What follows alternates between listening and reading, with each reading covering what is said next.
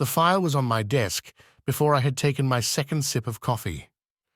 The mug touched down just as the officer slipped away, almost as fast as he came. He shut the door.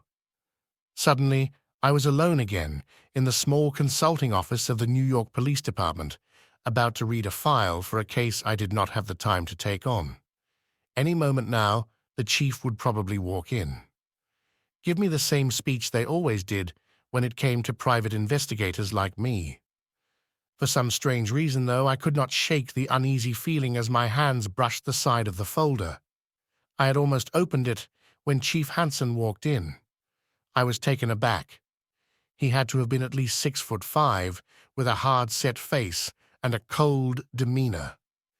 Still, the man smiled politely, sitting across from me.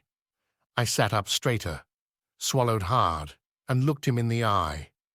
He looked like the kind of man who could take a gunshot to the chest and pull it out with his bare hands. "Linda Powell, correct?" His voice was almost as deep as it was rough. Hansen plucked the file from my hands and opened it. "I'm sure you're no stranger to missing person cases." So that's what it was, I thought. A cold case for a missing person. "No, sir." It was all I could get out. "Well, this one here's been cold for almost 10 years.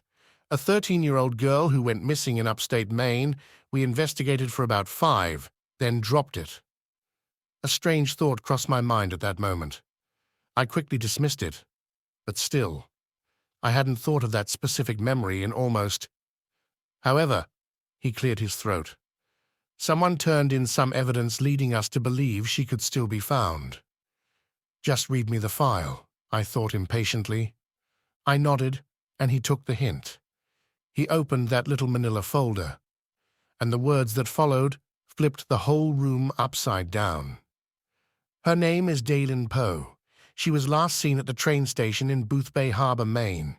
She had no possessions with her, but the witness stated she was covered in bruises and a poorly wrapped cut on her right leg. Supposedly, she got on a train and never got off. That was the last she was heard from." The officer flipped the page, not looking up, which was good, because if he had, he would have seen a pale-faced, wide-eyed, and completely horror-stricken woman staring back at him. "That train went to 7 stops that day before retiring at the yard for a week and 4 days." He continued nonchalantly. "We searched each stop for any sign of her. We searched the yard, watched all the footage, spoke to over 200 passengers from the day, and nothing. No one had even seen her. Our only witness was the boy at the station." I felt like my heart was going to pound right through my ribs and fall onto the floor. Sweat beads tickled my temples as he looked up. I took a breath and swallowed hard. "Everything okay?" "Fine," I said, much more cherry than necessary. "Just a heartbreaking case is all. Didn't you just do the shootout case in Brooklyn?" We stared at each other for about 5 seconds. Lying was never my strong suit, but I knew today would really put that to the test. At least, until I could leave. Drop the case without a word, and go back to my quiet life. "That's beside the point. I paused. We had to stay on the subject. That was the only way I had a chance of making it out. "The evidence," I said, calm. "You said there was new evidence." He seemed suspicious but went along, pulling out a clear evidence bag and setting it in front of me. Lord, this was going to be harder than I thought. It was a necklace, so simple, so delicate. Meant for a young girl. It was one of those cheesy, heart-shaped lockets, the ones usually adorning photographs of loved ones. This one, small and silver, stared up at me already opened. A photograph of young Daylin, grinning. She looked so beautiful, so happy, and beside her, a radiant woman, holding Daylin tight. The mother, I'm assuming? I cleared my throat and slid the bag back to him. He shook his head. Aunt, apparently. Carrie, she still lives up in Maine. I immediately knew where this was going. Immediately. I could feel it in the air around the two of us, his unspoken words. He had no idea he had invited the wrong PI to this case. He had no idea how complicated this made things. So my first thought is to send you up there to visit with her, see what she may or may not know. Before I could protest, he cut me off. With a couple of officers, of course. Officers? He saw my confusion and smiled warmly. Well, we believe Darlin had some enemies. This Carrie may be one of them. Just want to be safe. Now I was intrigued. How would a cop in New York know this 15 years later?